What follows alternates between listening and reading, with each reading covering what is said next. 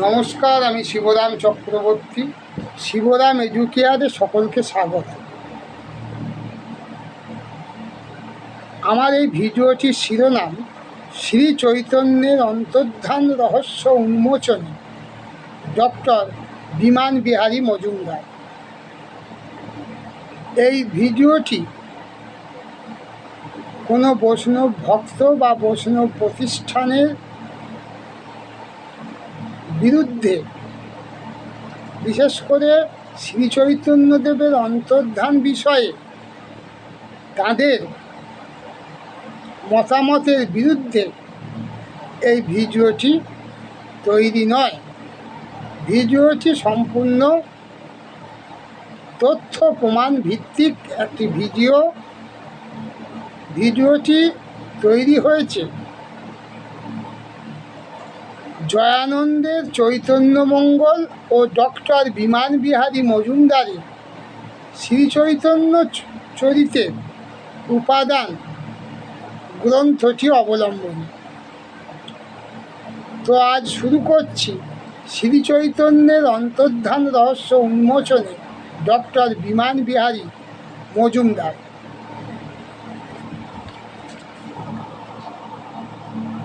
Doctor বিমান বিহারী মজুমদার শ্রীচৈতন্য অন্তর্ধান নিয়ে একেবারে অন্য কথা বলেছেন। উনার বিখ্যাত বই শ্রীচৈতন্য চরিতের উপাদানে উনি এই পয়েন্টগুলো তুলে ধরেছেন। জগন্নাথে লিন থিওরি মানেননি। উনি বলেছেন চৈতন্য চরিতামৃত বা চৈতন্য ভাগবতের মতো মূল বইগুলোতে জগন্নাথে লীন হয়ে যাওয়া স্পষ্ট উল্লেখ নেই। এটা পরের দিকের বৈষ্ণবদের বিশ্বাস, ঐতিহাসিক প্রমাণ নেই। পয়েন্ট 2, গুম খুন বা ষড়যন্ত্র থিওরি খারিজ করেছেন।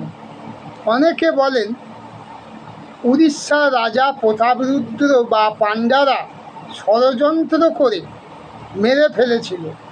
ডক্টর মজুমদার পুঁথি ঘেঁটে বলেছেন এর পক্ষে কোনো জোরালো প্রমাণ নেই, এগুলো অনেক পরের গল্প। 3 নম্বর পয়েন্ট, পায়ে ইটের আঘাত থিওরিটি সমর্থন করেছেন।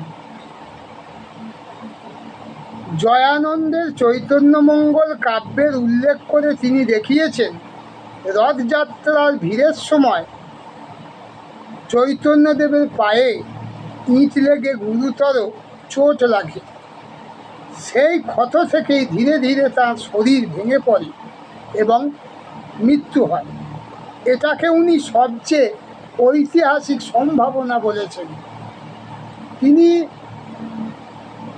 এই মতটিকে গ্রহণ করেছেন কারণ চৈতন্যদেবের অন্তর্ধানে 27 থেকে 37 বছরের মধ্যে এই গ্রন্থটি জয়ানন্দ লেখেন।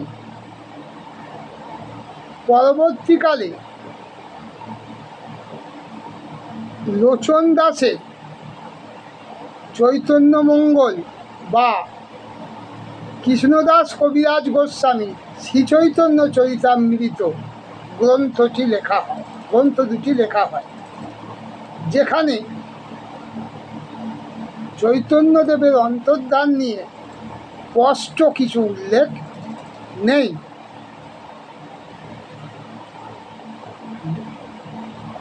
চার নম্বর পয়েন্ট, ডক্টর বিমান বিহারী মজুমদার চৈতন্যদেবের অন্তর্ধানের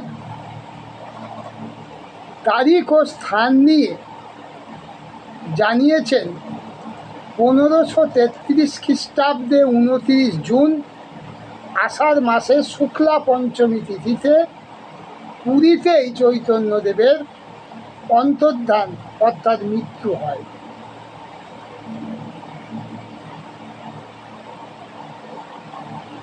আজকের ভিডিওটি এই পর্যন্ত। পরবর্তী ভিডিওতে আবার দেখা হবে। ধন্যবাদ।